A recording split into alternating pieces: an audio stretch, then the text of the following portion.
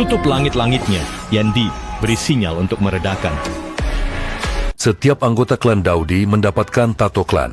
Ini adalah warisan yang diturunkan dari klan kuno. Jumlah garis pada tato ditentukan oleh konsentrasi garis keturunan Daudi. Tetapi tidak seperti klan kuno lainnya. Tato klan Xiao harus ditumbuhkan dengan kekuatan sendiri melalui penyempurnaan langkah keempat dan terakhir. Teknik rahasia metamorfosis api. Tingkat tertinggi dari tato klan Xiao adalah tato merah tua dengan 9 goresan. Jadi ternyata ketiga bentuk metamorfosis api ini jauh dari yang terakhir.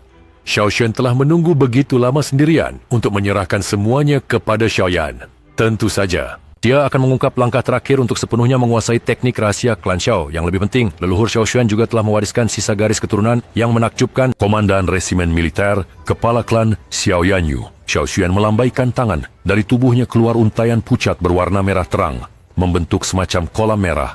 Sementara itu, warna rambut Xiaoyan berubah menjadi abu-abu. Dia menua. Di masa lalu Xiao Siwan menyimpan bagian-bagian garis keturunan dewa. Dia menyegel sebagian kekuatannya dengan menggunakan teknik khusus. Semua harapan terletak pada suatu hari dia bisa menyampaikannya kepada keturunan klan. Dan itu terjadi pada saat Xiaoyan datang ke makam surgawi. Kekuatan garis keturunan ini juga menyimpan sebagian energi leluhur selagi dia masih hidup. Jadi begitulah kekuatan garis keturunan. Silsilah klan Xiao. Xiaoyan mengepalkan tangan. Kekuatan semacam itu berasal dari klan Xiao. Darahnya seolah mulai mendidih, ingin menyatu dengan darah klan Xiao. Xiaoyan di makam surgawi klan Gu bertemu dengan leluhurnya Xiao Xuan. Dia menyelamatkan Xiaoyan, Shuner dan lainnya.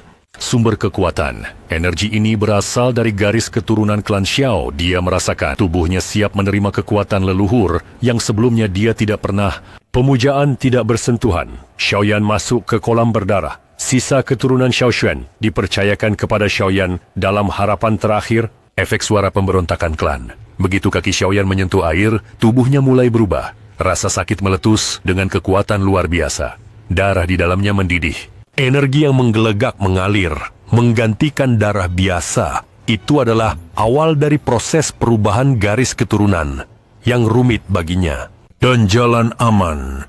Kekuatan keturunan harus terlebih dahulu mengusir semua darah biasa, baru kemudian mulai menyerap ke dalam tubuhmu.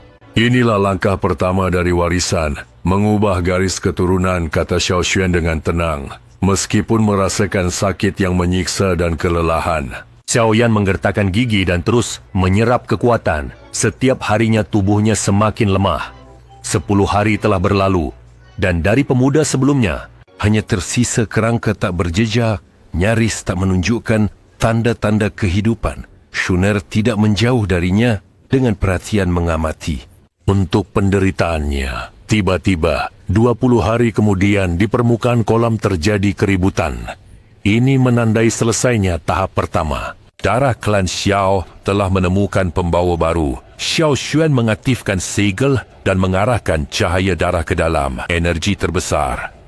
Anggota klan Gu lainnya dari sepasang tubuh spiritual tingkat suci Dousheng dari klan Hun sebelum membawa mereka ke makamnya. Xiao Xuan, leluhur terkuat dari klan Xiao. Batu yang disegel di tempat ini mulai terbangun. Cairan khusus gumpalan kekuatan murni dari garis keturunan terpisah dari air lainnya dan perlahan Meonot langsung terserap ke dalam tubuh Xiaoyan. Secara bertahap, warna kulitnya kembali, napasnya menjadi lebih dalam, dan tubuhnya mulai pulih. Xiaoyan perlahan tapi pasti menyerap energi dari kolam. Tubuhnya diperkuat, sementara aura menjadi semakin kuat. Waktu berlalu, energi megah di dalam kolam menghilang melalui usaha Xiaoyan. Setelah 1,5 tahun, dia menyelesaikan penyerapan garis keturunan ilahi. Tingkat apa yang telah dia capai? Pada saat bertemu dengan leluhur Xiaoxi, Xiao Huan dan Xun Er merasakan pertumbuhan auranya yang tampaknya tidak akan berhenti. Sudah bintang ke-9. Belum 10 menit berlalu, aura Xiaoyan telah meningkat dari bintang ke-6 ke bintang ke-9. Selain itu, pertumbuhan masih berlanjut. Tapi ada kesulitan besar.